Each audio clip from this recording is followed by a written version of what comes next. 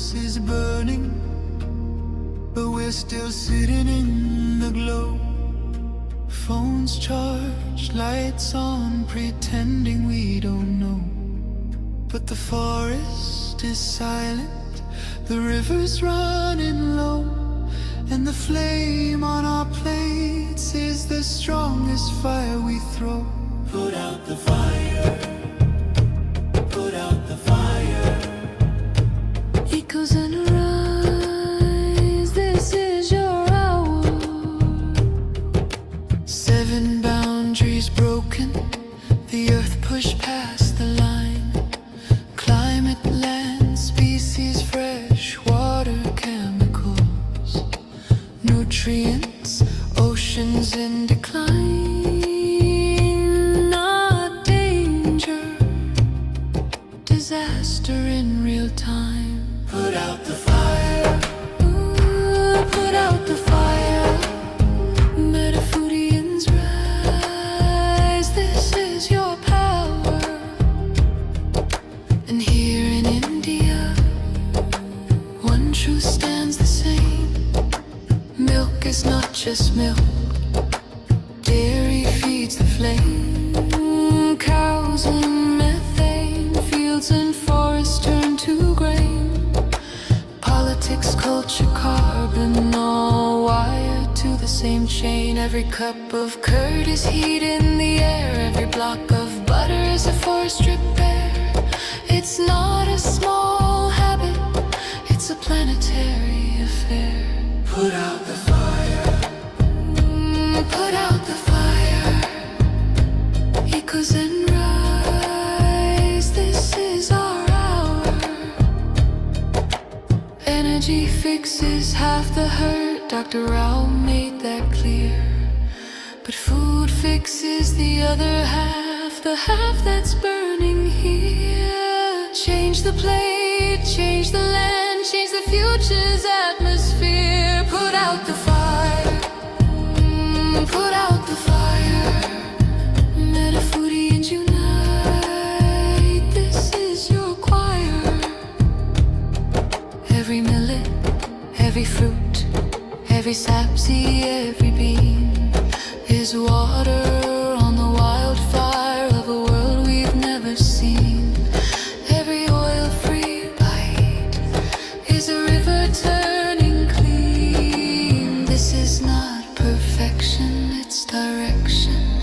Not pressure, but protection. A week of choices can cool a generation. A company's courage can ignite a nation. Put out the fire, ooh, put out the fire. Echoes and rise, this is your hour. Metafoodians unite, Metafoodians ignite, sharing love in the metazone, lighting the path to a cooler home. Put out the fire, ooh, put out the fire. Together we rise, together we inspire.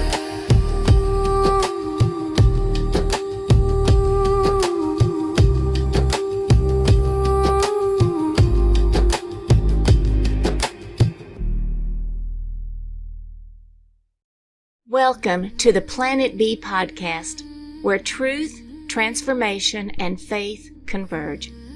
Join us as we flip the script on ecological despair, guided by Dr. Sailesh Rao's vision for a compassionate, rewilded vegan world. Let's begin the journey to the greatest transformation in human history. Welcome to episode 11 of the Planet B podcast. Today, we're going to take an in-depth look at setting context in time. Dr. Rao, we're welcome to have you once again. Thank you for having me. Thank you for this opportunity to speak to all of you. Oh, it's been so fun, and we hope people have enjoyed the first 10 episodes. And here we go into a little bit of the history of how human beings have played this integral role with nature over time. So, Dr. Rao, would you like to start with the opening quote of chapter 11? Yeah, it's a quote is from Father Thomas Berry, and he said, "The earth is not part of the human story. The human story is part of the earth's story." The problem is we have tried to tell the human story without telling the earth's story. And to tell the earth's story, you have to tell the sun's story. So it's like the sun is not part of the earth's story. The earth's story is part of the sun's story. We have been trying to tell stories backwards. When you go the other way and you start telling the story as if the earth is part of the solar system, the sun is part of the Milky Way galaxy, and humans are part of the earth. So then you see the human story within the earth story, and you see the earth story within the sun story, and you see the sun story within the Milky Way galaxy story. And then everything makes sense.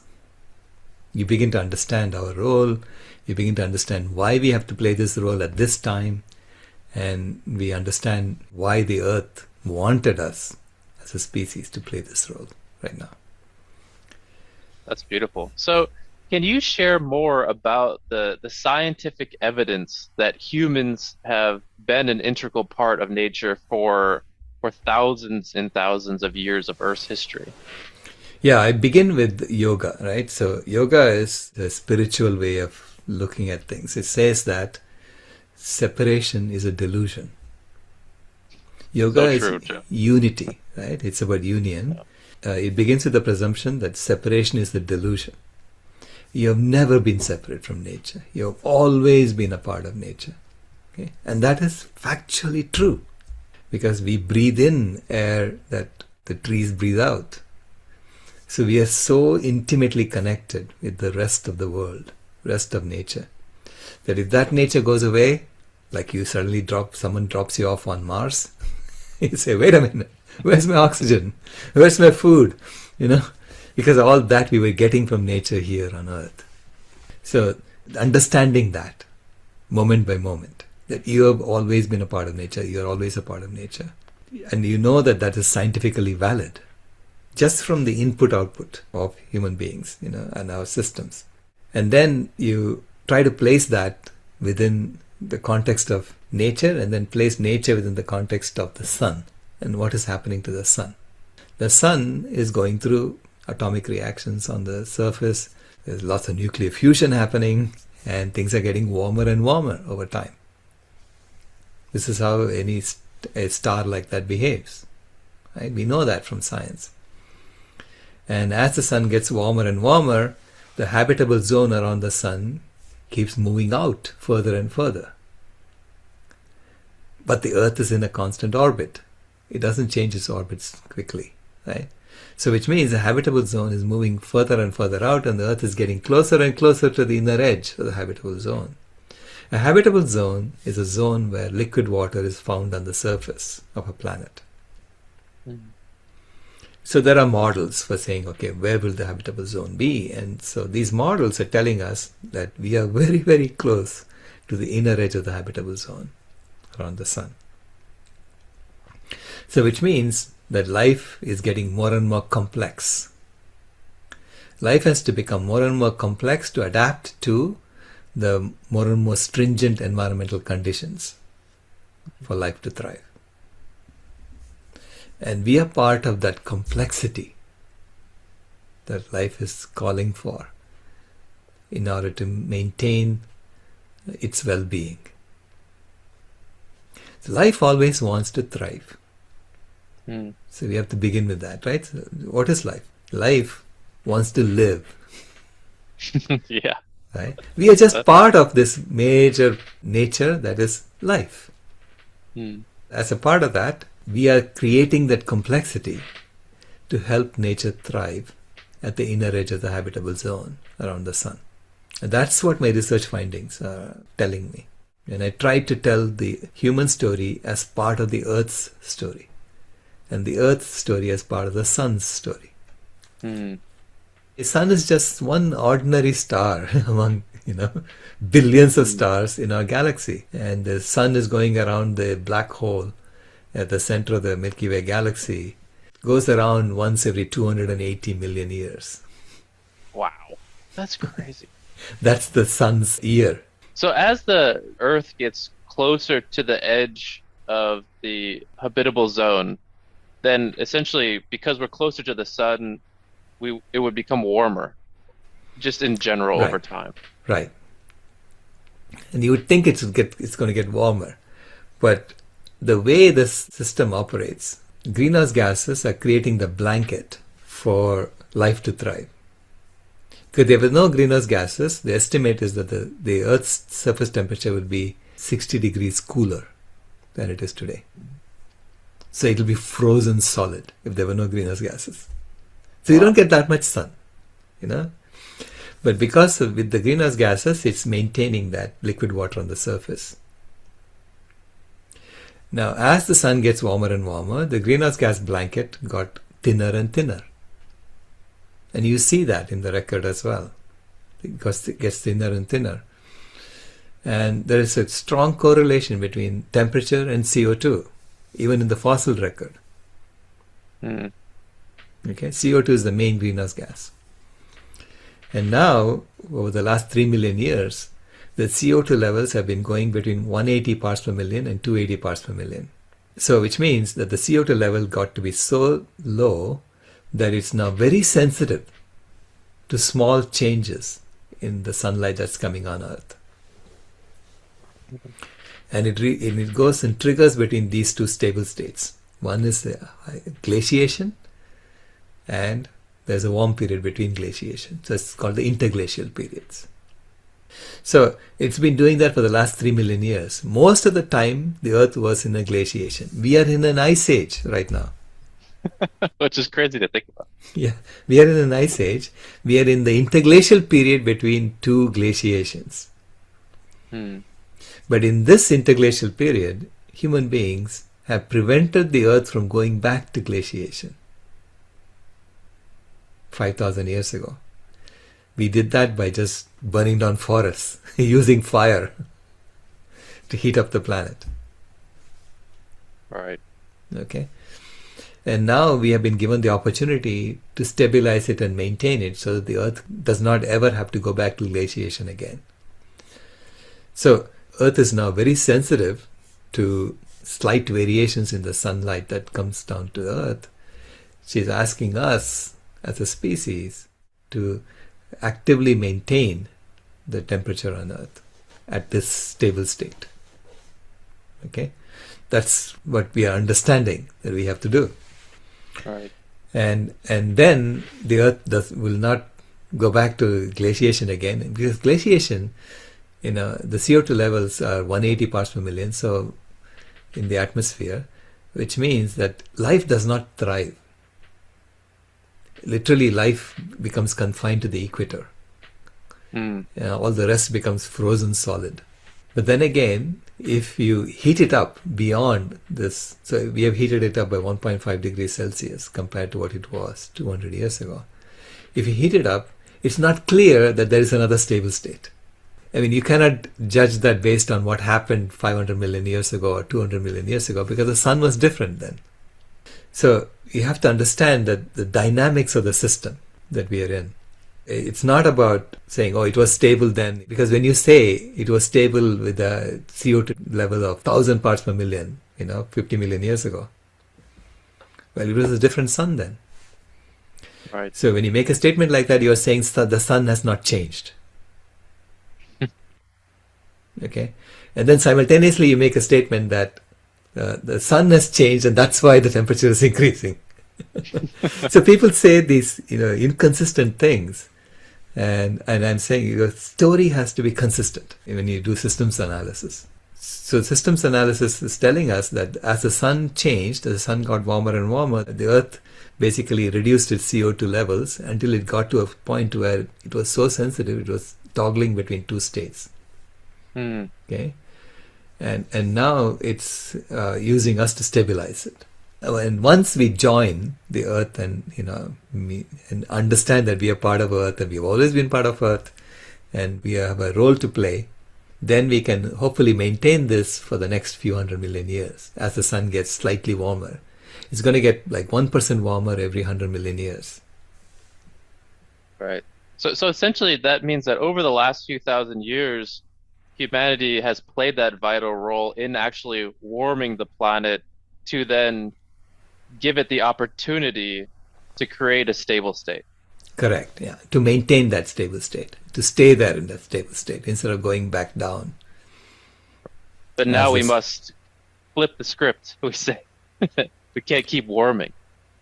yeah, you cannot keep warming it. You have to start cooling and stabilizing it.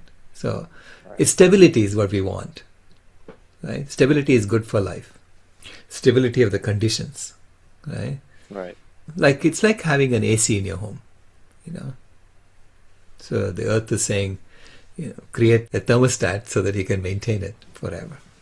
That makes a lot of sense. So then, something that you talk about that's really interesting that some people maybe don't know is this relationship between the CO2 and the water vapor from the soil and how that creates this blanket around the earth. Could you share a little bit more about that? Yeah, the CO2 is like a catalyst for water vapor. So water vapor is the main heating gas. Water vapor can both cool or heat, okay, depending on whether it is condensed as cloud, in which case it can reflect sunlight back, or it can be a greenhouse gas and it can reflect infrared energy back down to the earth. But water vapor is temporary, whereas CO2 stays there permanently, right? So the CO2 does the initial warming permanently because it's there permanently, and then it gets water vapor to evaporate from the ocean or from rivers or from trees. Yeah. And that water vapor then does the amplification of the heating. So think of it as like the anode and the cathode of a battery, right? If you don't have those two things, you don't get electric current. Right. So if you say the electric current is caused by the fluid inside the battery, therefore I don't need these little things that are sticking in there, and you take it out, the battery doesn't work. Yeah. Right? You have to have that catalyst. And CO2 is the catalyst that causes water vapor to be in the atmosphere and therefore heat up the earth. Mm.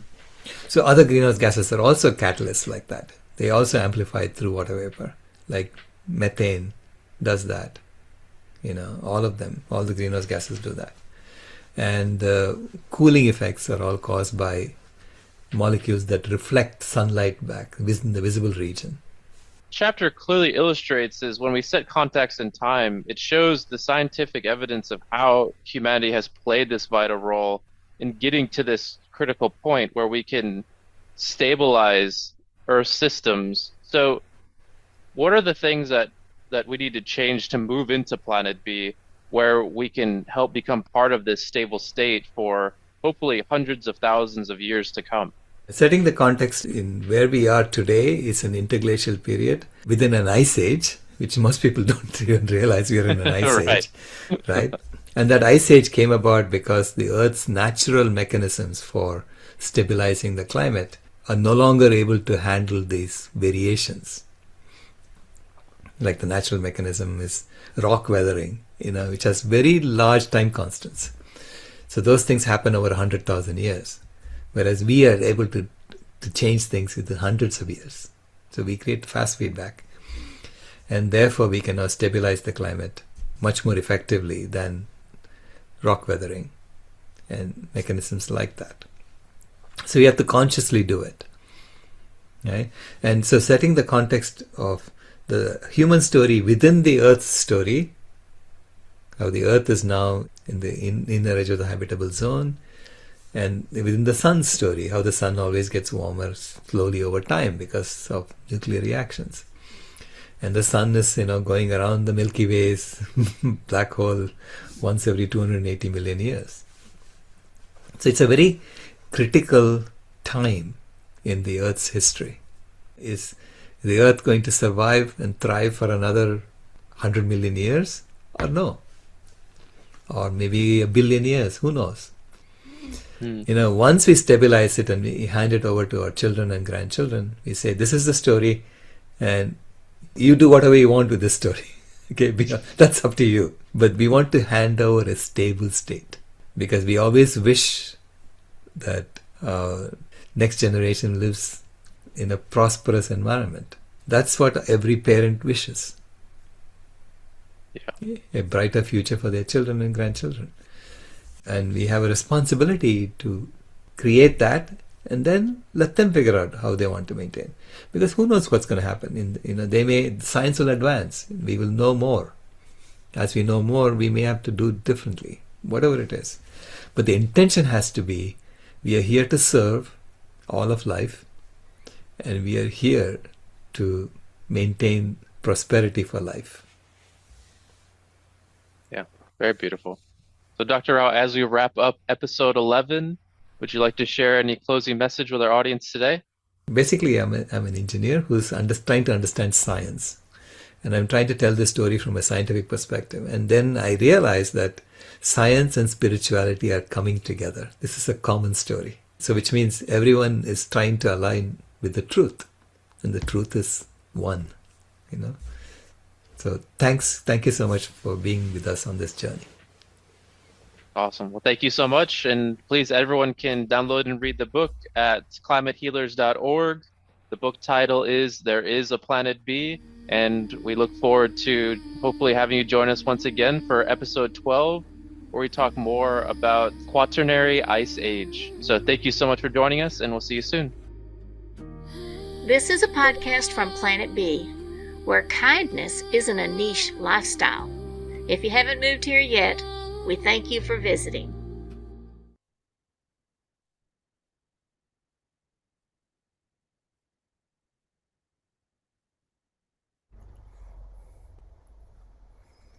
Well, that was relatively short. Um, but, we have time for questions, and I'm here now to answer questions from the last 4 or 5 episodes, right, that I missed.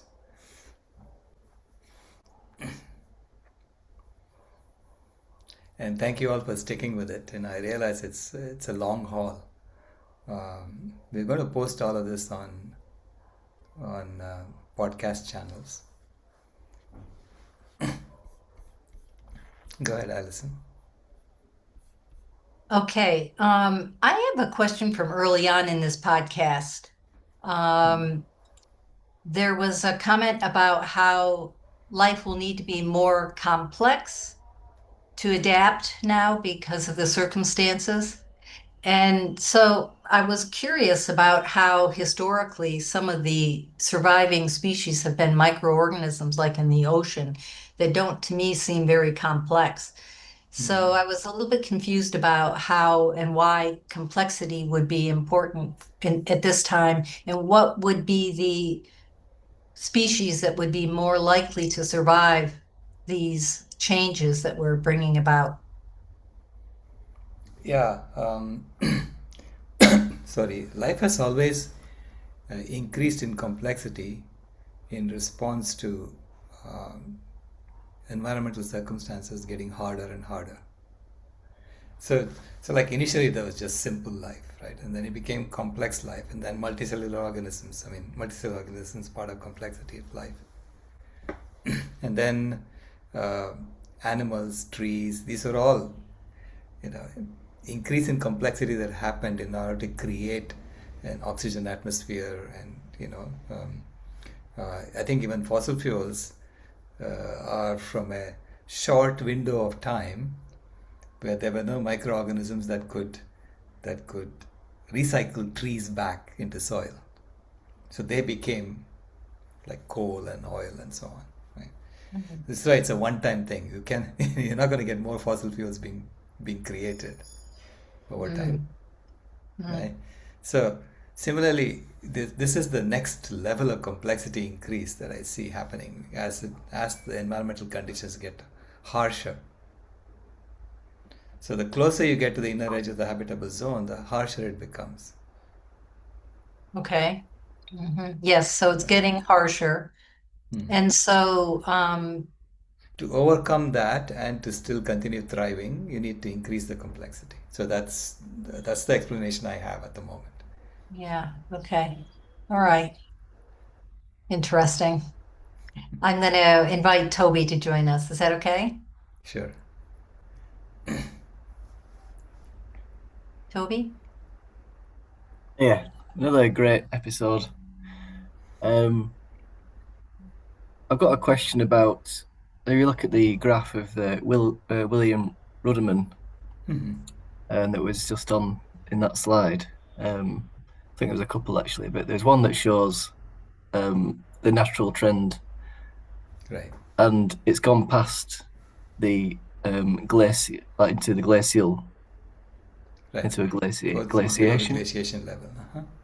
and we've kept ourselves from going into that already. So we should be in a glaciation now. Is that correct? If we were not if we hadn't started agriculture, we would be in a glaciation now. Yeah. And how long is this glaciation supposed to have lasted for, or to last for? Oh, that we don't know. See, Oh, if you look at um,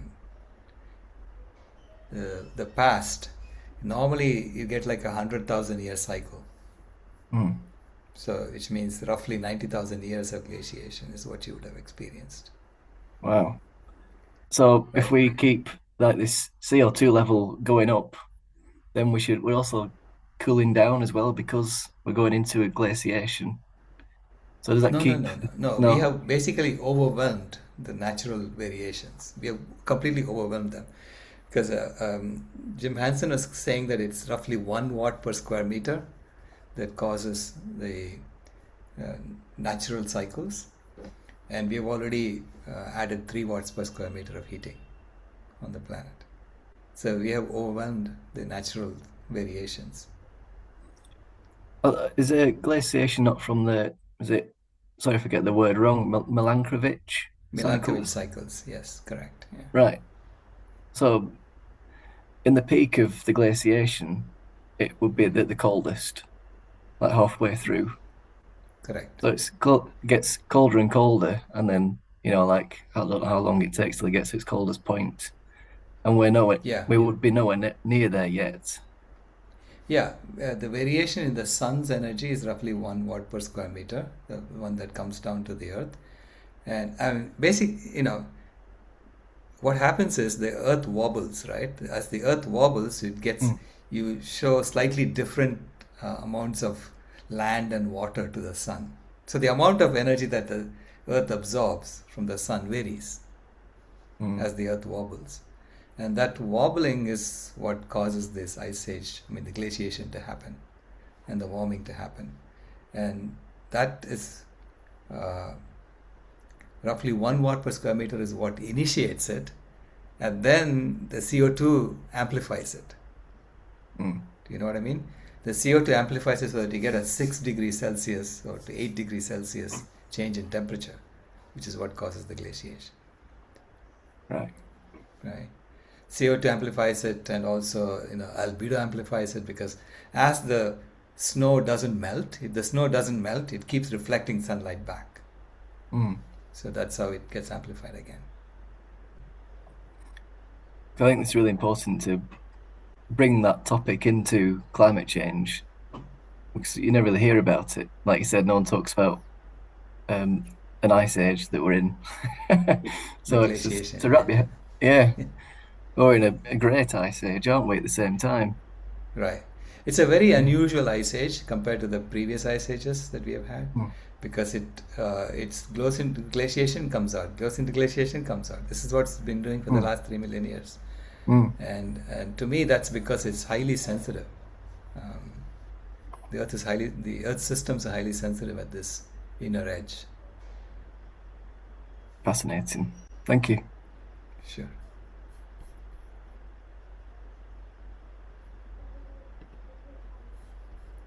Hi, Dr. Rao. I've changed my background again today. One of my favorite quotes, and it always applies to these meetings.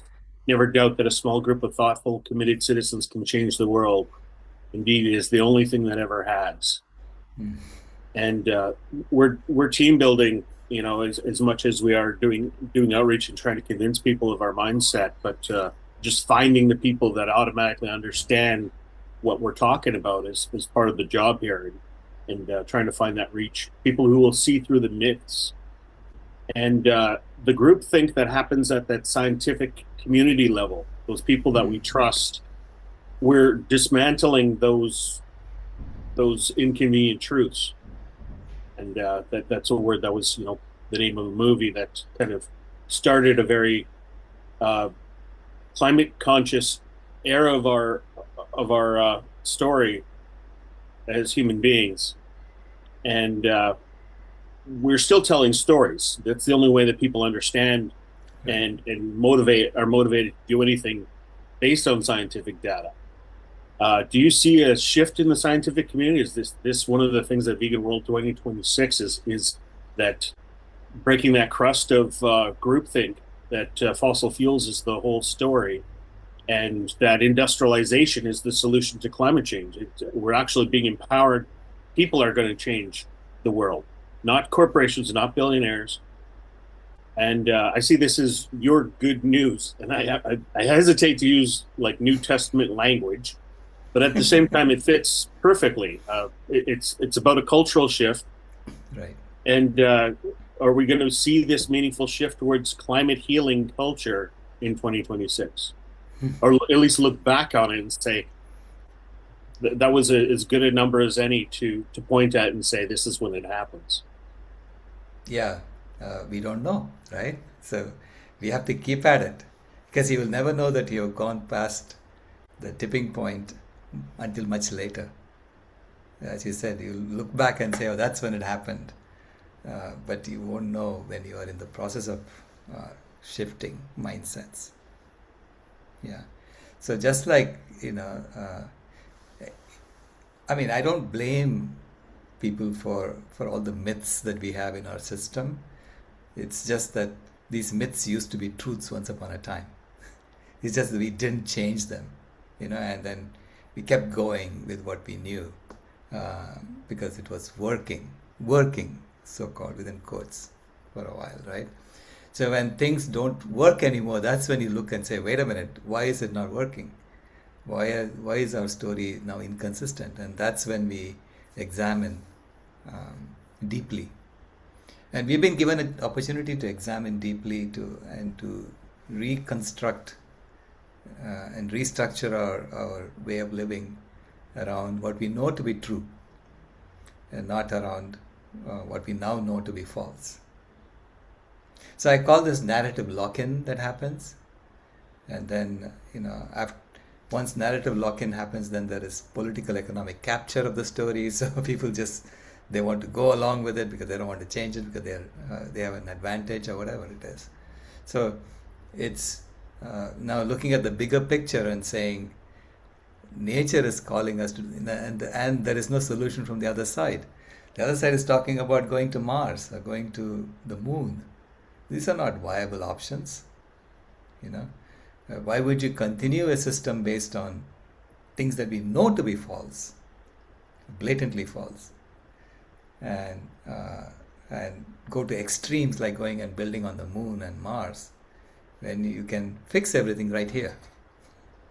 You find that the political chaos that we're seeing right now is a sign that things are about to change, that the Yes. system is resisting, and this is the last Right. their last hurrah before we hit the wall, before the earth is going to take charge and demonstrate the path forward. Yeah. We are seeing the old stories falling apart. We are seeing absurd policy changes happening.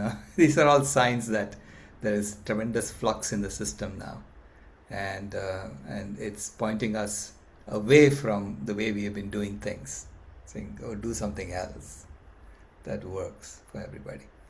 Yeah. I just And want to so say we thank have you to to be yeah, we have to be the voice of reason at this time, not and show that there is a way out for everybody. Bring I just want to everybody say thank along. you to everybody that shows up for these meetings, because we are this small group of people, and we have to share the message as much as we can. Correct. Yeah. Yeah. Don't doubt that it's going to spread. It's just that it takes, for a while people are shocked. Oh my God, you're going that far away. And you're saying, yeah, we have to address the truth. The truth is the truth, whether we like it or not, and we have to align systems with the truth. And I think You that know, the small group is an important part of it, because I think we often get discouraged when everybody isn't believing. Why does nobody listen to us? Everybody has to listen to us. no, We have to build that small group, and correct. that And will. with the right intentions, right? So we begin with, everyone is involved. Everyone has to belong. It's not like, you don't belong. I'm because of whatever, whatever characteristics you have. No, everyone belongs. Everyone has to find their place in this. Well, thank you for this podcast series. My We pleasure. should watch it again and again and share it. Thank you. Thank you. Thank you, Ray. Please keep at it. Brahm, I know I'm treading on thin ice here because you know more about this than I do. No, definitely not. It's I would thank you very much because we are learning so much. Actually, these last things which you said about the wobbling of the earth, Hmm. uh, is that, according to you, the explanation of the ice ages into the cycle? Correct. That's the Milankovitch explanations. That Because is the interesting. Earth doesn't have a perfect orbit. The Earth has slight wobbles, and it's not the exact same ellipse every time. It slightly changes. So these slight variations in the Earth's orbit around the Sun changes the tilt, changes how much land is exposed versus how much water is exposed at any given time.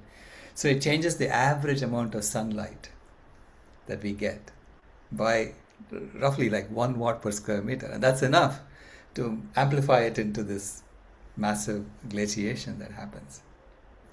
And you think that is because the wobbling that the other parts of the Earth are more affected by the sun, Yeah, that yeah, creates the difference of the 1 watt per square meter. Is there more correct. deserts or more ocean? Yeah, it changes the albedo. It exposes. So it changes like how much sunlight is reflected back and how much is absorbed. That's all it is, right? Because it's the sun changes very slightly over. I mean, roughly 1% every 100 million years. That's how much the sun changes. Okay. It's amazing. So the Earth determines more also what is happening. Yes. And so I don't know if that's why it was put that way by the whatever it is who controls. Right. That's Yeah. amazing. It makes it much more understandable. I think. Yeah. This is exactly what Milankovitch worked out. I think he was a soldier in World War One. He was sitting in the trenches and working out all the the numbers based on slight, observations in the variations that you see in the stars over time. Yeah, yeah, that's very Yeah. interesting. Yeah, So he I, worked out like three different ways in which the Earth's orbit changes. Okay. So first is the tilt, and then the precession of the ellipse that it goes in, and then it is the spin. So these three things uh, are at different time constants. This is why initially we saw going in and out of ice age roughly every 40,000 years. And now we are seeing roughly one every 100,000 years. So it depends on which part of this dominates. it maybe explains also a little bit about that scientists have difficulty to accepting these simple interpretations because we are so specialized, like in medicine Right, also. We are, right, you gave one part only, you don't right, forget about all the rest. The right. education is terrible in that sense. Correct. You Yeah, education tends to make us more and more specialized, whereas you need a systems type education to understand this. sort of thing. So we have to And change also educational system in the world. absolutely, Yeah, yeah, absolutely, yeah. yeah. Yeah, okay, I don't know. Later on, maybe I have a question. Thank you very much. Thank you so much. Go ahead, Toby.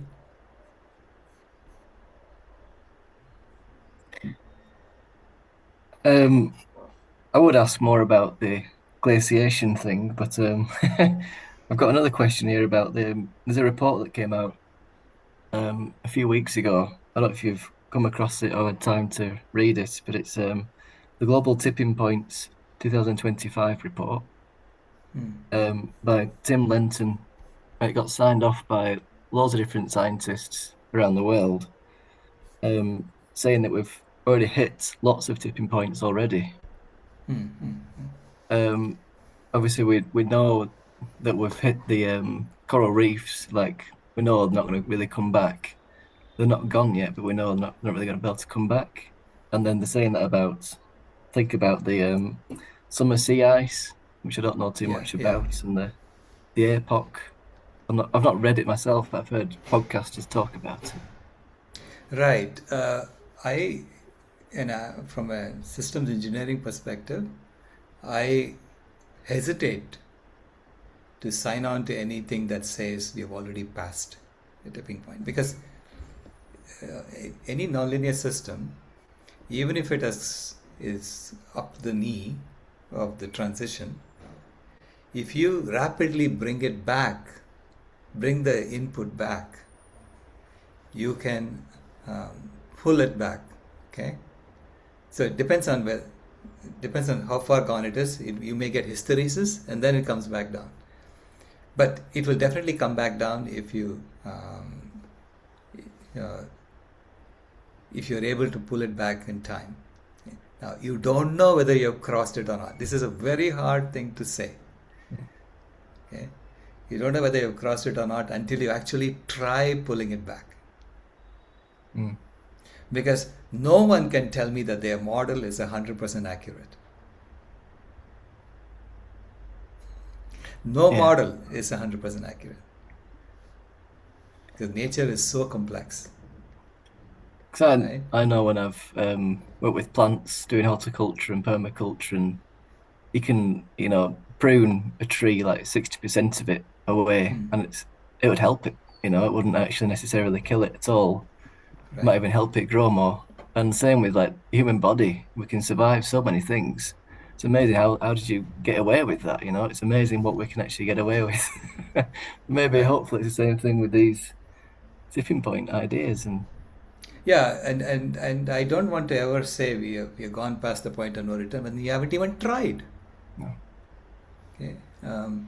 Once we start trying, and then we see that some of these nonlinear feedback loops are not responding correctly, then we can figure out why, and then we can figure out what we need to do to amplify that reversal. So it has to be a step-by-step process. But if you haven't even told people to go vegan, how the hell can you say I'm done? So it's like you're giving up on life, and I don't ever want to do that, right? Because life is incredibly resilient. In fact, I said I'm amazed every day I wake up and I'm still able to breathe. But still, that doesn't mean that I've said it's gone past the point of no return. I don't know. No. Thank you.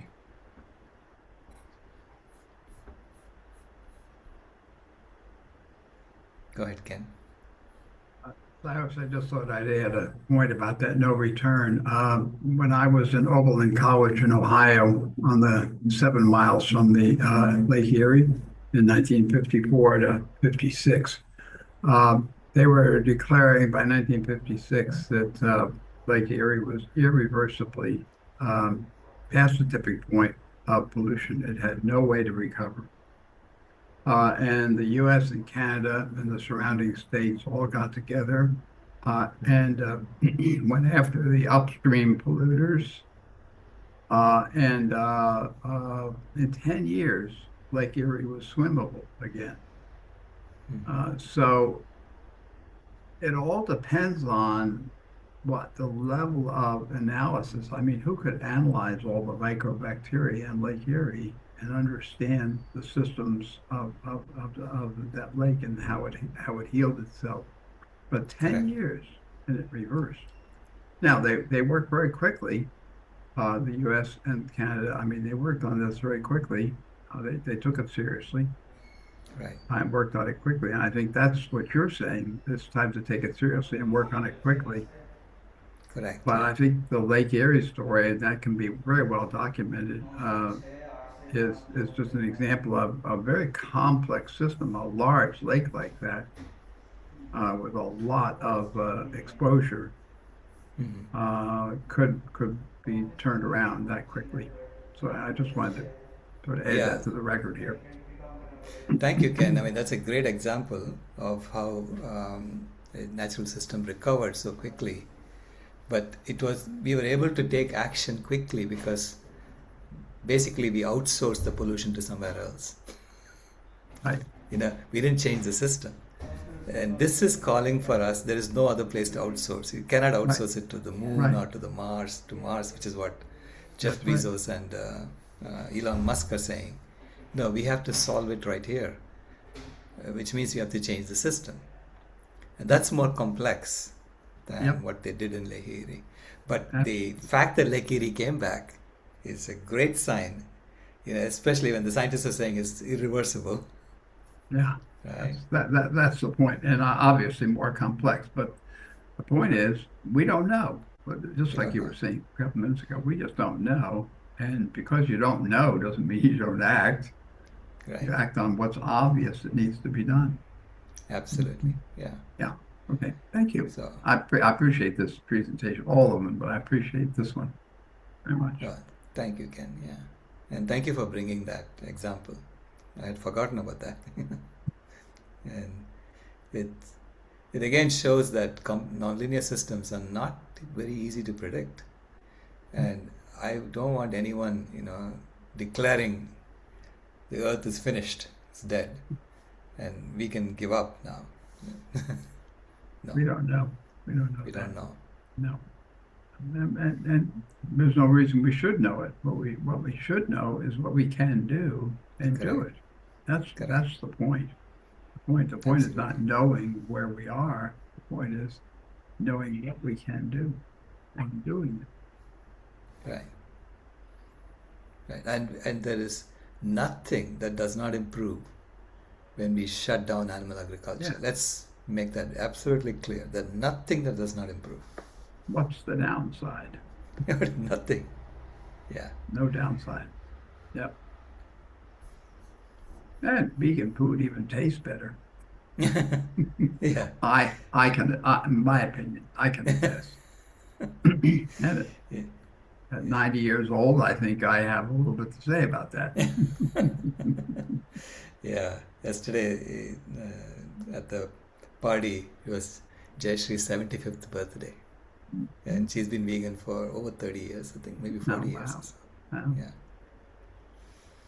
And everyone was eating the food and saying, "This is all it takes?" Uh-huh. Uh-huh. This is as bad as it gets. Yeah. Thank you, Sailesh. Sure. Brown?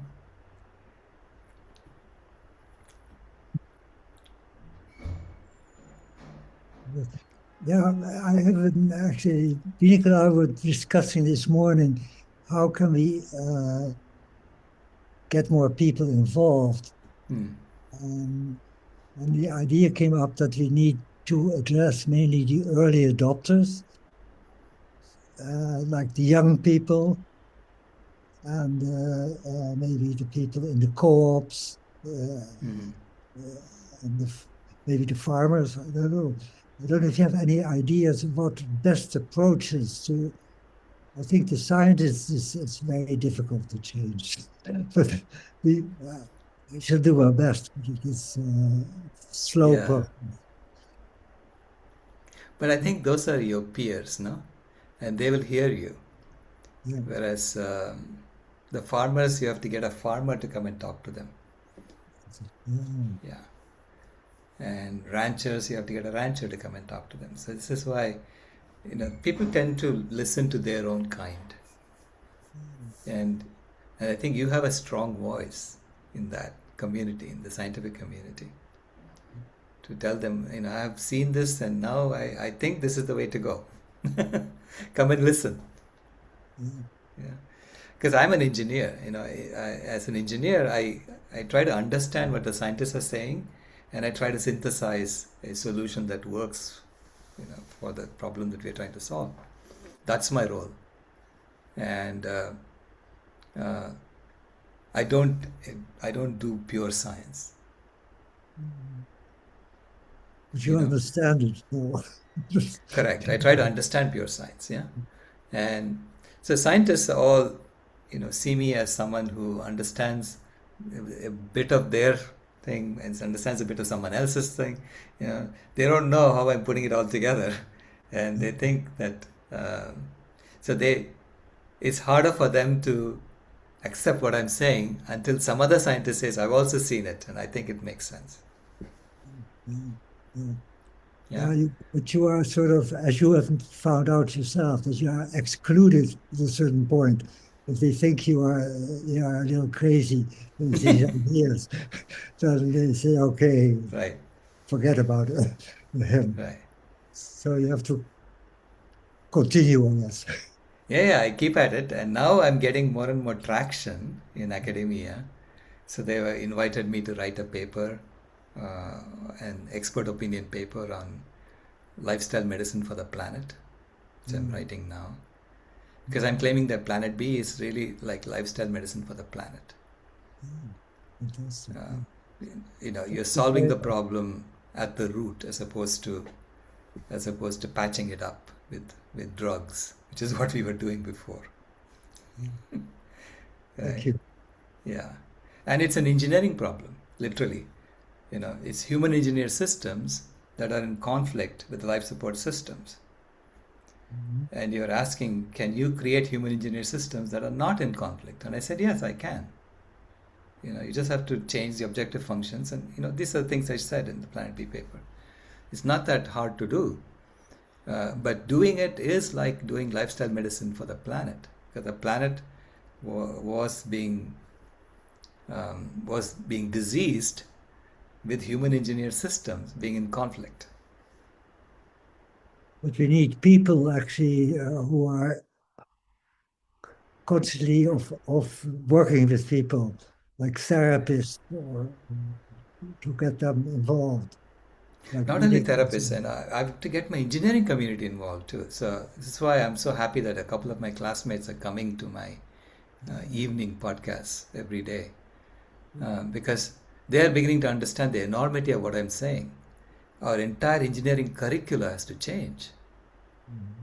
Just like Dr. Michael Clapper is going and telling medical doctors, medical colleges that they have to change their curriculum to teach doctors how to heal with lifestyle first, right? In the same way, we have to teach engineering colleges, tell engineering colleges, you're miseducating students. You're assuming that the earth has an infinite sink for waste. It is not true. The earth has a limit beyond which it cannot go. And we have already exceeded the limits. So which means you have to stop toxifying your processes. You have to detoxify all our processes, our engineering processes, which means you have to rethink everything. You have to rethink how you do everything. So now they're scared of me when I say that, because I go to my engineering institution, I told them, guys, you have to do over the whole thing, and they're like, what? I tell you have to go to the government, you have to change that, you go change everything, right? So the enormity of what we are asking for is, this is what's daunting for them, okay? But it has to be done. You cannot keep teaching students the same processes, the same 350,000 novel chemicals that you have created, that are marinating the earth, and the earth is literally choking on it.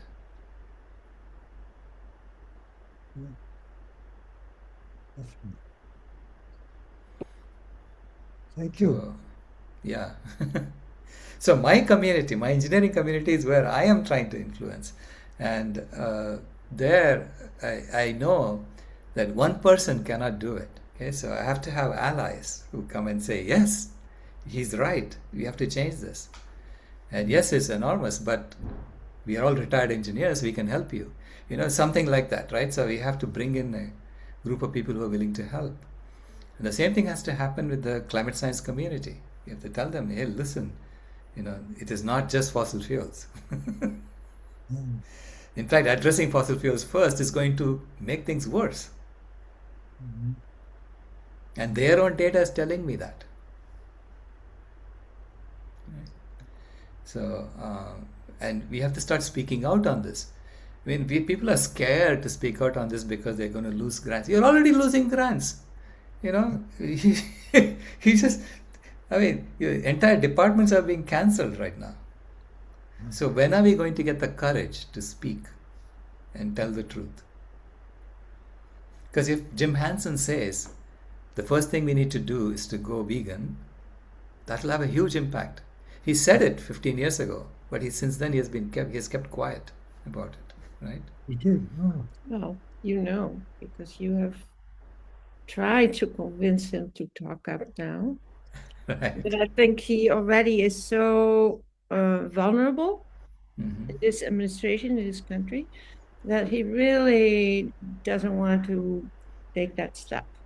Yeah, I know everybody is scared to make that step, you know, and I'm looking for the first person who has the courage to step up and do it, Mm. because that will start the whole, you know, turning of the system. Mhm. I think there's an example of what is happening in the world. In the sense, you have maybe heard about Mohsen Badami, from Palestine.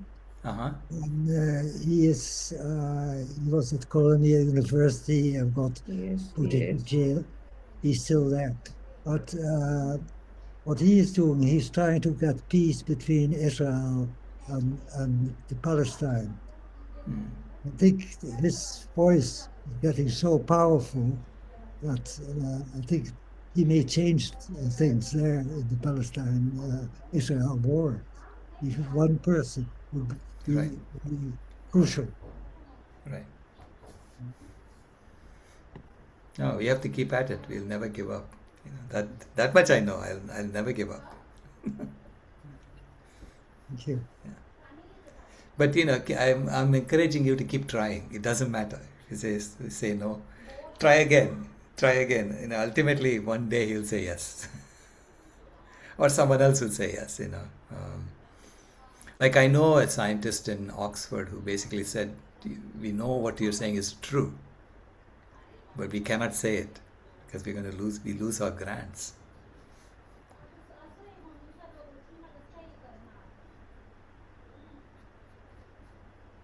Yeah. In the US, we are certain a little bit free now because we lose our funds anyway. Now Yeah. under the Trump administration, so Yeah. doesn't make much He's difference. pulled out of the UNFCCC. He's pulled out of the IPCC. He's cutting funds for everything, and he's inverted the food pyramid. It's like Yeah. he's deliberately making everybody sick. I mean, it's just, what else do you need to say this system is not functioning anymore? Yeah. Yeah. So my next newsletter I'm writing is about the food pyramid. Here's one like this, here's one like this. You know, which one is correct? You choose.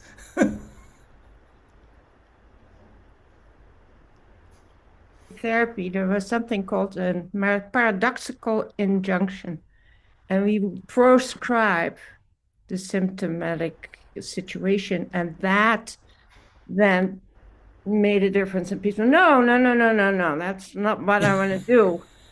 And then they went and did exactly what we wanted them to do, and which was in the healing, you know, direction. Right. So in a way, that's what is happening now, is that America has gone so crazy. Everybody else is saying, what?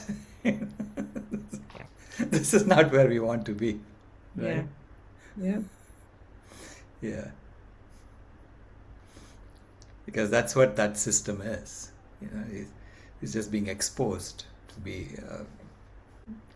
so dysfunctional. Yeah. So we need you, Binaka, to explain how therapy happens at the planetary scale. Thank you. Wonderful. Yeah. Dakota? Yeah, I love it. The idea of therapy and lifestyle medicine for the planet.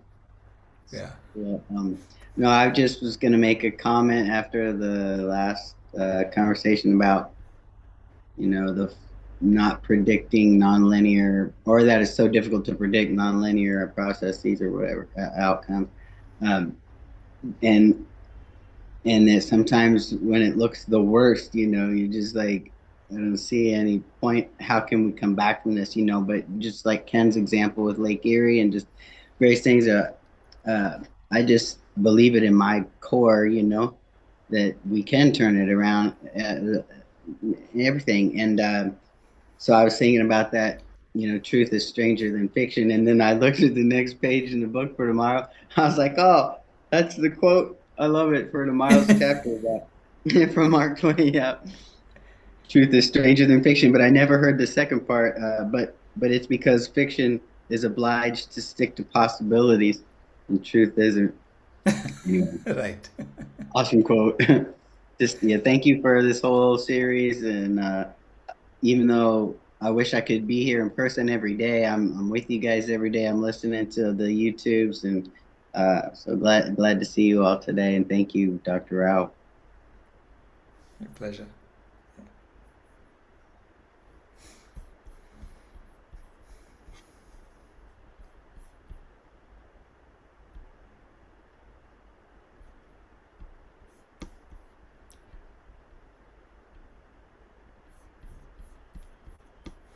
So, Sailesh, I put tomorrow's episode in the chat, and of course, this same episode will be replayed this evening at 9 p.m. Eastern Time. And then tomorrow at this same time, the next chapter, chapter 12 of there is a Planet B, is the Quaternary Ice Age. Is that how you pronounce it? Pronounce it for Yeah. me. Yeah, well, I pronounce it Quaternary Ice Age. Okay. I don't know how it's supposed to be pronounced. Mhm. Now I see Toby has raised his hand again. Would you like to take his question? Sure. Okay. Oh, it's all me. It's all on you. Yeah, so I keep asking questions, but the more you learn, the more questions you seem to have, I guess. I was thinking about the stratospheric ozone when that got breached. Was through freezes, you were saying? Yeah, through chlorofluorocarbons. Right. And the reason that got fixed so quick was because it could make money and it could like boost the economy and stuff. And I feel like relating it to climate change and all the planetary boundaries that are being breached now, like these 7 that were breached already, it seems as though they realize they're not going to make any money off it. They'd actually have to lose money, and the whole system's going to collapse. All they're doing is just forgetting about it anymore. We're not going to talk about climate change. That doesn't work. We can't make money off that anymore. Right. So they're just trying to forget about it seems, and focus on just getting the last little bits they can. Yeah. It's the objective seems to be to maintain the system. Because they're maintaining their power structures and whatever in the system, as opposed to solving the problem. And I think we need to focus completely on solving the problem. Because there is no other stable state. There is no stable point, other than solving the problem and maintaining the temperature and becoming the thermostat species. There is nothing else that I see that works for all of us. Yeah. Okay, and so this is why it's really about solving all the problems simultaneously. You cannot just solve climate change only, and ignore the rest. Well, they focused on that, I thought, because they thought they could make money off it. Right. But now they're like, oh, that doesn't work, because people like you and lots of people are now starting to talk about it, aren't they? Like, that doesn't work. That's not what it is. Right. So, like, we've been, Right. I think, see, the way I see it is we have tried for 30 years to find a solution that would make money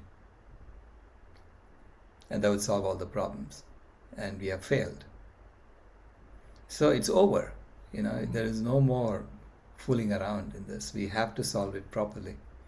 If that requires us to relinquish the power structures and reorganize ourselves as a civilization, that's the way it has to happen. Right? And so we have to sort of focus squarely on the solution and how do you solve the problem, and not on personal gains and things like that. Because as soon as our intention becomes more about self-preservation, the whole thing will fall apart.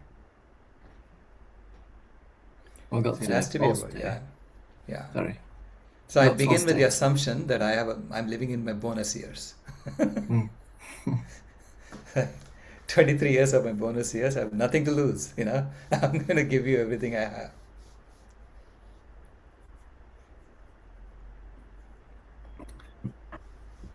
Yeah. Brilliant. Yeah. And you notice that a lot of people in climate healers are of that bent mind.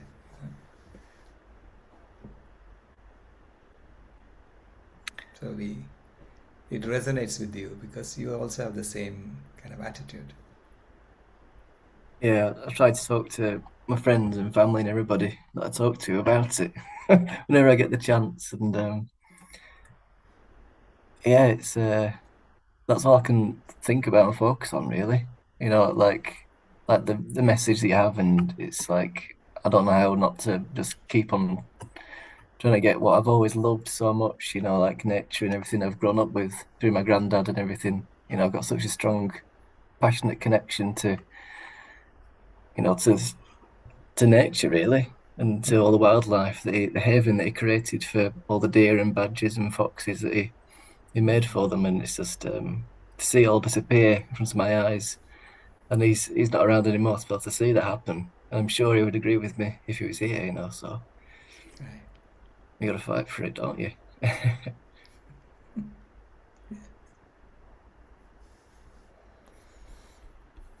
Thank you for these conversations.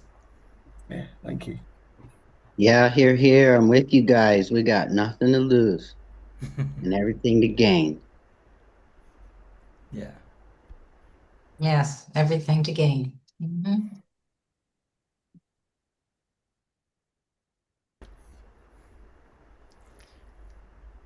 And we have, as Ray said, we have good news.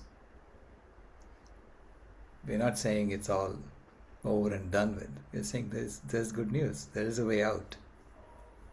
And if we haven't tried it, try it. Let's all try it and see. Right? And this is what the paper You I'm writing is inspired me about, today to maybe look at getting back into healthcare, because after 30 years, I was so depressed with the system because it's all in Planet A, and all about disease management. But you're talking about how sometimes it takes a peer to get through to others on a level they understand each other on, where there's work history and experience and all that. And I thought, I was thinking about getting into lifestyle medicine. And then so you're talking about that today. So I'm like, yeah, I would probably feel happy about that because I could have these conversations about nutrition and veganism and climate and all these kinds of things in that arena, and get myself out of that Planet A funk, be happy in Planet B, and feel a little more productive maybe. But anyway, always inspiring. I love you guys. Thank you, Dakota. And your big good news is there's no downside. That's the big news. I mean, that is the very good news. Yeah. Better health, Yeah. better lifestyle, better Yeah. planet, Right. different But quality you of know, a friendship. few people are scared because they see a downside to their billions or whatever, right? So they're all But they're yeah, slaves. They're slaves to the billions. Just like correct. just like every other job slave, they're slaves to the billions also. Right. But I There's a see that path even of, among my peers, right? You see the fear yeah. and saying, "Oh, I don't want to touch that. I don't want to go there." I'm saying, guys, you have to change the entire education system. No, I don't want to go there. You may not want to go there, but you have to go there. I You know when cannot I keep, was working. yeah, I know when I was working in industry, my my education level was requiring a whole new start, a whole push. A lot of these scientists are in that same situation. They need to grow. They need to grow to stay where they are. right, Challenge. Yeah, right. challenge.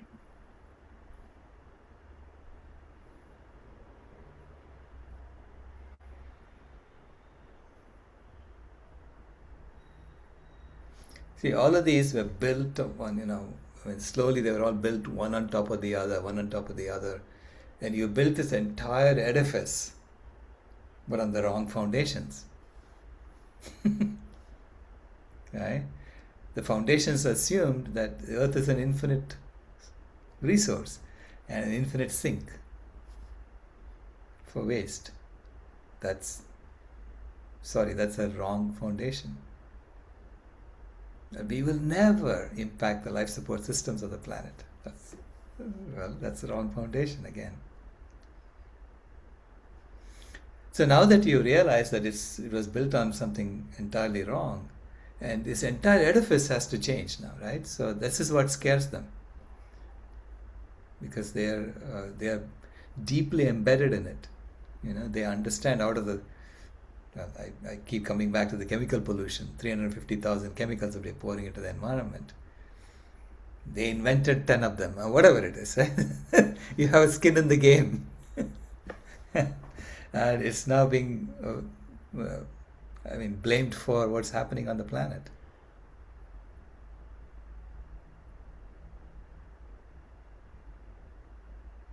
They were co-creators of that in one way Right. or another.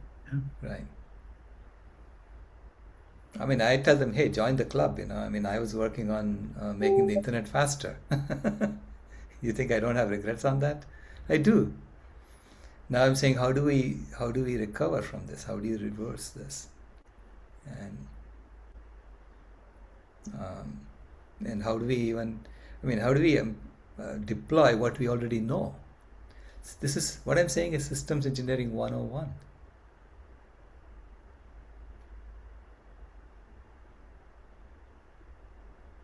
Right? So engineering institutions who are demonstrating they don't understand systems engineering 101 should not be teaching engineers.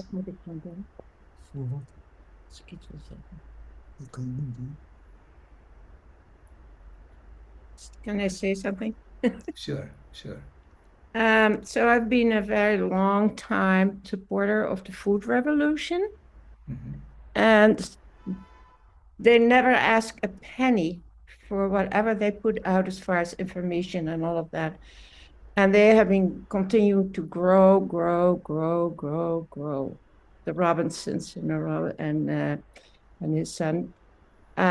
So I look at that as, okay, well, the bottom line is visible here in that kind of a phenomenon.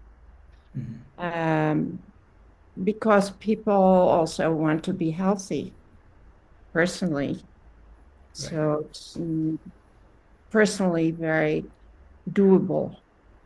And they give out recipes constantly, and it's all for free. They never ask for a penny of that. I don't know where the money's Right. coming from. Yeah. But I see that as a sign that it's growing. And we need to have kind of looked at this, that, and everything in order to keep up our good, positive, Right. positive framework. Yeah. Yeah. If you were to apply that model to what I'm talking about, we have to redesign the curriculum. We have to redesign processes and give it away for free. Mm. So here is a way to do it without using toxins. Yeah. Yeah. And then see if someone would adopt it, right? So and that's probably what I need to go and recruit my fellow engineers to come and do for me. You are expert in your field. Figure out how to minimize. How would you address these problems? Yeah. Yeah. Thanks.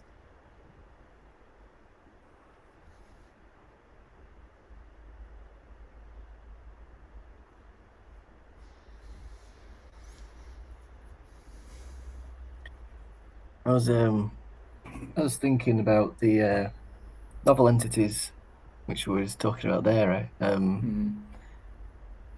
How we know that veganism tackles biosphere, the breach of the biosphere head on, and biogeochemical flaws and land use change and water use and all these things. But how does it really tackle novel entities as much as these others? Yeah, the way how it tackles novel entities is by allowing trees to absorb this chemical pollution. So when the world goes vegan, you can return 3 trillion trees back on the land, and those trees will absorb all the novel entities and store them in their trunks. Okay, temporarily. So it gets removed from the system. But simultaneously, we have to stop putting 220 billion tons of novel entities into the environment every year. No one is talking about that.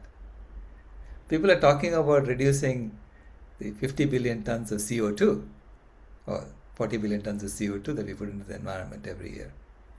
No one is talking about 220 billion tons of novel entities. And I'm saying that is killing more life today than the CO2. And that needs to be addressed too. This is why it's an entire system transformation. It's not just a CO2 reduction program, that we have to do to save the planet. If that wood got burnt in a natural wildfire or something, that'd be heavily toxic as well. Right. Yeah, because all the novel entities come back out. Right. Because they were all stored in that tree and they come back out. That's why wildfires are becoming extremely toxic these days, right? But what happens when we keep cutting down the total number of trees on the planet is that the remaining trees have to absorb all the novel entities, and they cannot do that. This is why it has become like a purple zone, planetary boundary transgression. It's not able to absorb all that. And when we go vegan, at least you bring the total number of trees back up. Even if there are wildfires after that, and even those wildfires will be toxic too, at least the total number of trees have come back up, right? So which means the total amount of novel entities that have been sequestered increases. It literally doubles, And so hopefully that will clean up the environment. And then simultaneously, we have to figure out a new lifestyle in which we are not producing so much novel entities.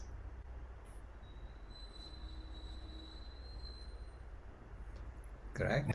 Got a lot to work on. Yeah, we have a lot to work on. Yeah.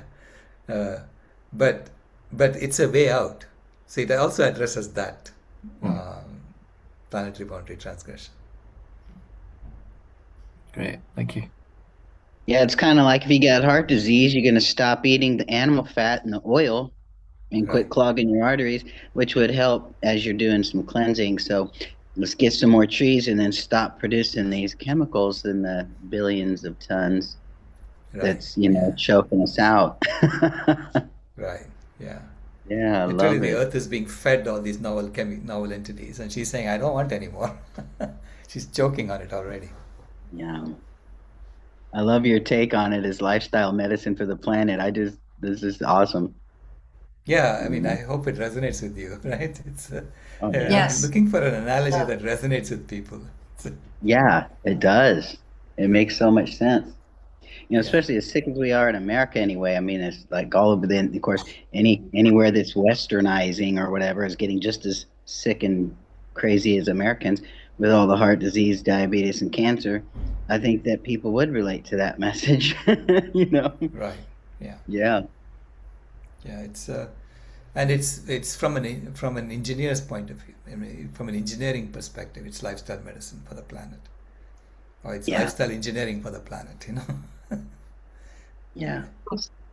So Sailesh, now that you're talking about novel entities, you bring me back to a previous chapter, which we covered, I think, when you were traveling, where you discussed the source of some of these novel entities. And one of them that you highlighted was the bleaching of trees, the bleaching of wood to produce paper, white Correct. paper, I say, yes. Yes. And so, because we do use so much white paper between toilet paper, paper towel, and paper for printing, Right.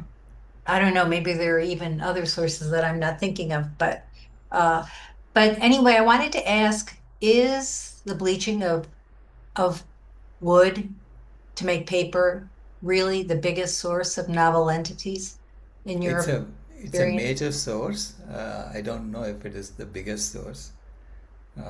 It's a major source. Think of all the paper that we are producing every year. And again, we have to cut down on that. Okay. Yeah. These days, you can read the PDF for free. You really don't need to use paper, and we don't even need.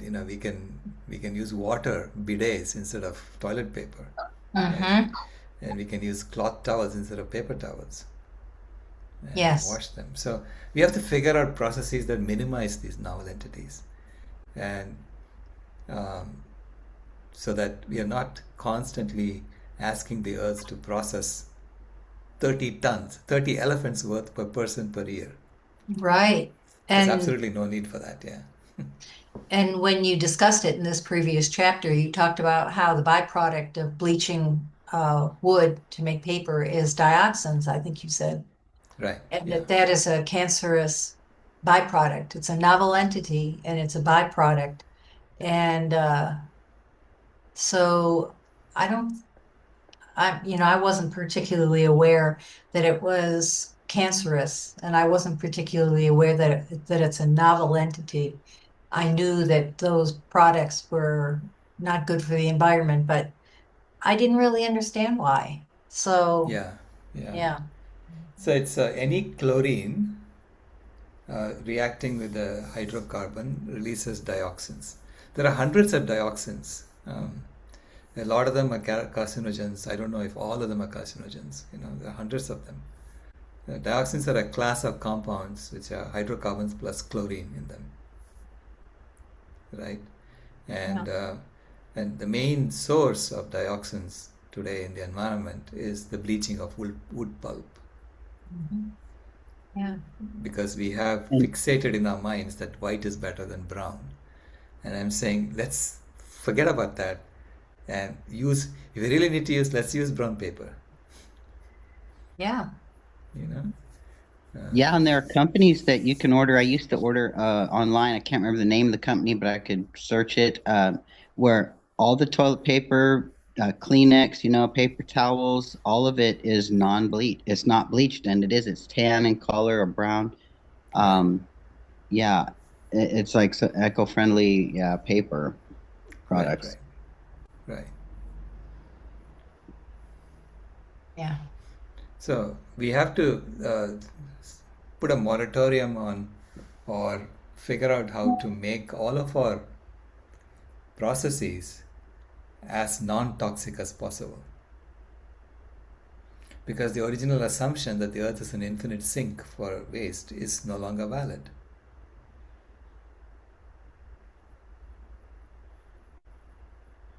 Right? Does the lifestyle at Sadhana Forest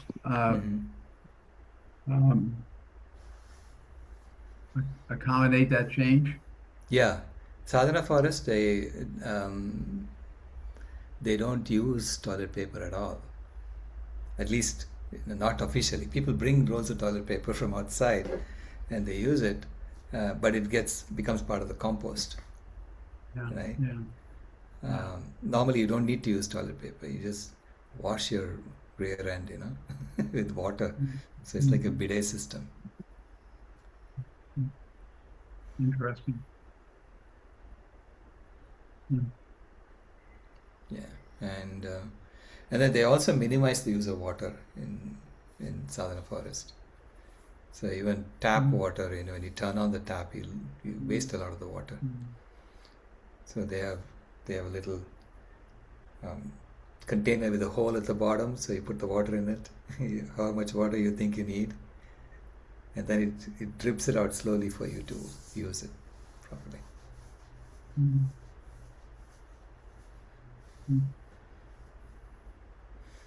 So we know what to do. Yeah, we all know what to do. We know That's the thing. what to do. That's the really big point, isn't it? Right. It's being conscious of the novel entities, being conscious of biodiversity loss, being conscious of climate change, conscious of all these things that are happening, and understanding that you are now walking lightly, treading lightly on the planet, and you're minimizing this. And all of us are doing it together so that we bring everything back into the green zone for life to thrive. And it's easier for us to do that here than to go create a new life support system on Mars that is robust and stable. Good luck with that. Yeah. Yeah.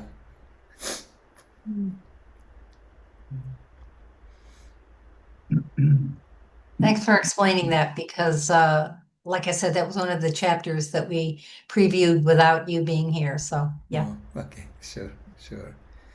Yeah, when I found that out, it's like, so all this to get white paper? My God. It's. Yeah, I don't know if it fits in this today's section, but I was thinking about just a bit of a gruesome subject, but it's about what people do with their body when they die. So my brother-in-law, who was a Sikh and lives in India, he died 2 years ago, and we were present at his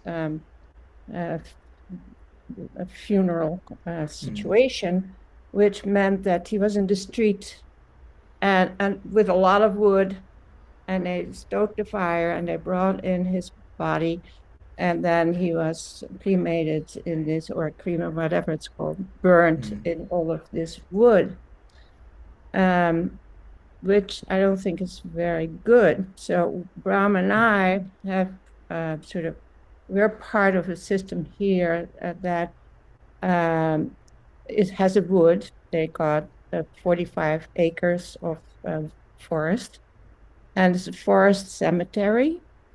And you pay a certain amount of money, but they bring the body and they bury it in the earth so that the forest can then absorb the body and it becomes one, and it's sort of useful that way.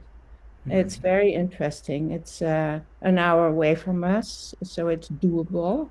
And it's another aspect of how we can sort of make a difference in many different ways. So wanted to sort of share that. Yeah. Well, thank you. Yeah, thank you.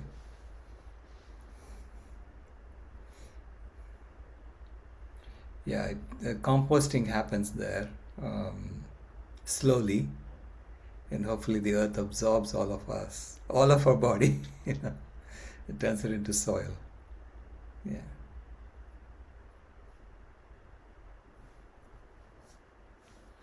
The cremation process, of course, you know, they in the past it was about doing it quickly, and then the rest, of course, goes into the soil. The ash goes into the soil. Yeah. But these days we release all the novel entities in our body. It goes back into the air. Mm.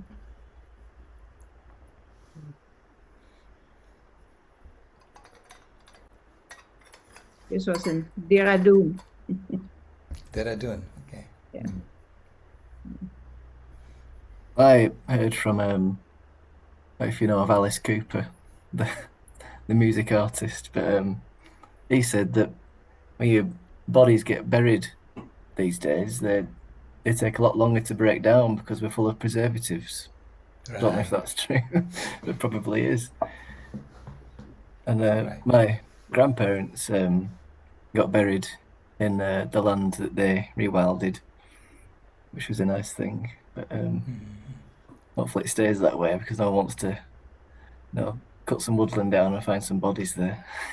But, it's also, it's also about how we lived, right? So how much preservatives do we have in our body?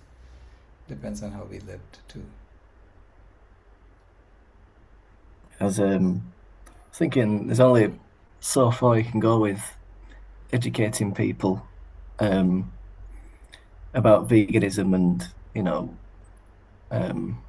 planetary boundaries and our environment and all these things. And you ask them, to watch a documentary, to go off and learn more themselves. And it seems as though they understand pretty completely what you say when you're there in person, but you ask them, how did you go and watch that documentary?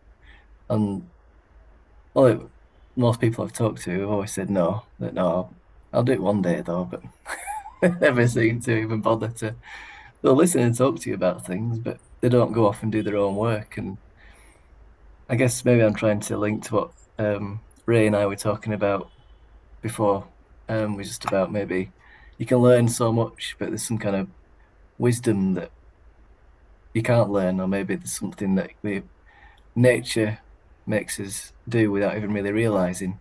We kind of act a certain way, maybe that's natural to us, and you can't really learn how to do it.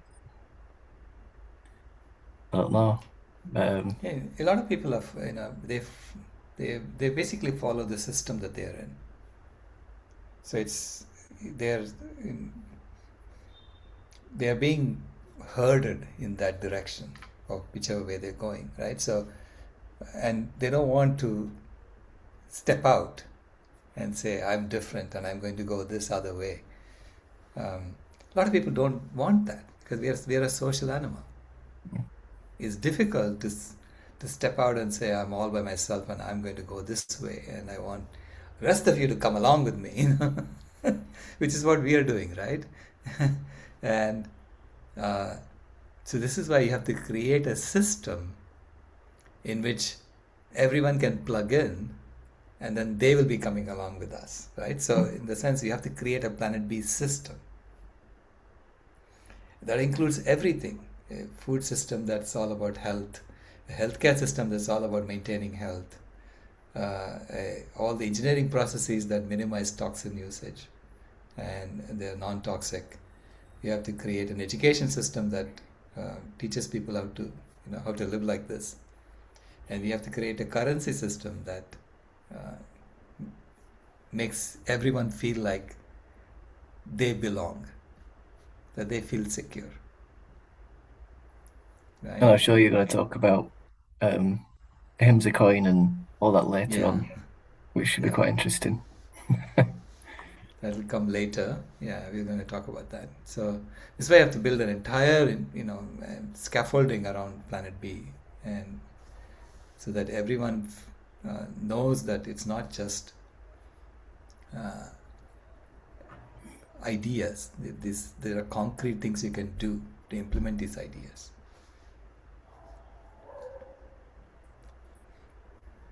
I think next episode is more about like climate and the ice age kind of idea. Right. So we've got quite a lot to learn about that, and maybe we can think about it more for today or this evening or this morning, whatever time it is, until tomorrow. It's I find it fascinating, really. So I've still so much to learn about it.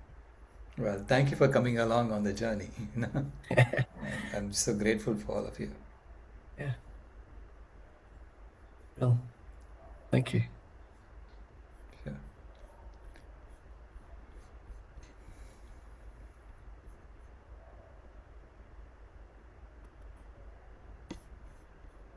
There are no more Thank you. questions.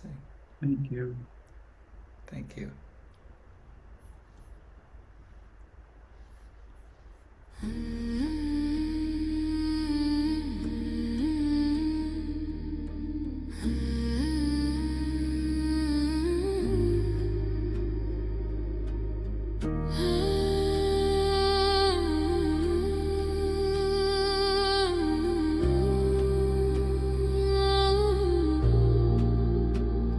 The house is burning, but we're still sitting in the glow. Phones charged, lights on, pretending we don't know. But the forest is silent, the river's running low, and the flame on our plates is the strongest fire we throw. Put out the fire, put out the fire. Echoes and rise, this is your hour. 7 boundaries broken, the earth pushed past the line. Climate, land, species, fresh water, chemicals, nutrients, oceans in decline. Not danger, disaster in real time. Put out the fire, ooh, put out the fire. Metafoodians rise, this is your power. And here in India, one truth stands the same. Milk is not just milk, dairy feeds the flame. Cows and methane, fields and forests turn to grain. Politics, culture, carbon, all wired to the same chain. Every cup of curd is heat in the air, every block of butter is a forest repair. It's not a small habit, it's a planetary affair. Put out the fire, put out the fire. Echoes and rise, this is our hour. Energy fixes half the hurt, Dr. Rao made that clear. But food fixes the other half, the half that's burning here. Change the plate, change the land, change the future's atmosphere. Put out the fire, put out the fire. Metafoodians unite, this is your choir. Every millet, every fruit, every sapseed, every bean is water on the wildfire of a world we've never seen. Every oil-free bite is a river turning clean. This is not perfection, it's direction. Not pressure, but protection. A week of choices can cool a generation. A company's courage can ignite a nation. Put out the fire, ooh, put out the fire. Echoes and rise, this is your hour. Metafoodians unite, Metafoodians ignite, sharing love in the metazone, lighting the path to a cooler home. Put out the fire, ooh, put out the fire.